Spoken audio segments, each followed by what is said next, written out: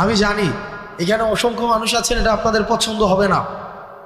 অধিকাংশের কাছে হয়তো আমি এই কথার কারণে অপ্রিয় হতে পারি, কিন্তু কার কাছে অপ্রিয় হলাম, কার পছন্দ হলো না সেটা মুখ্য না। মুখ্য হচ্ছে আমার ইসলাম আমাকে কি বলে, আমার দ্বীন আমাকে কি শিক্ষা দেয়। সেটা যদি অপছন্দেরও হয় সেটাই আমাদেরকে বলতে হবে। আমি যেহেতু এই গ্রামে ছিলাম, এই গ্রামের সাথে আমার সম্পৃক্ততা রয়েছে। এই গ্রামে এক ধরনের অর্থনৈতিক বিনিময় প্রচলিত রয়েছে, যেটাকে আপনারা নাম দেন পত্তন। এটাকে আপনারা যে নামেই ডাকেন না কেন, এটা সরাসরি সুদ।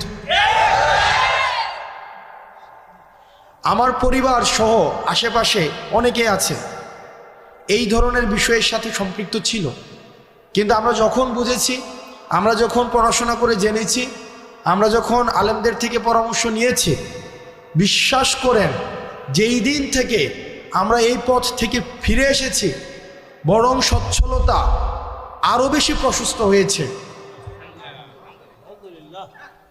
কসম করে বলছি, আপনারা জানেন আমার বাবার অর্থনৈতিক অবস্থা, আমার দাদাদের অর্থনৈতিক অবস্থা। যেই দিন থেকে এই জায়গা থেকে আমরা ফিরে এসেছি, আমাদের অর্থনৈতিক যে সচ্ছলতা, আমাদের নিয়ামত সৃষ্টিকর্তা আমাদেরকে যেভাবে দিচ্ছেন, আমরা প্রতিনিয়ত আল্লাহর কাছে অকৃত্রিম কৃতজ্ঞতা প্রকাশ করি। আপনাদের কাছে অনুরোধ থাকবে, এই যে আমরা দেখি টাকা থেকে টাকা বৃদ্ধি পায়, এটা অসংখ্য পরিবারকে নিঃস্ব করে দেয়।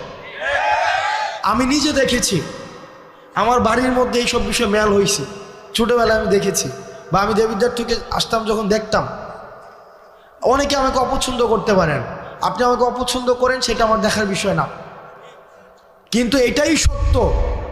এখানের সবাইও যদি অপছন্দ করেন, এটাই সত্য। এবং সুদের বিরুদ্ধে আমাদের একটা সামাজিকভাবে এটাকে প্রতিরোধ করতে হবে। আমরা আল্লাহর আইন চাই, সুদ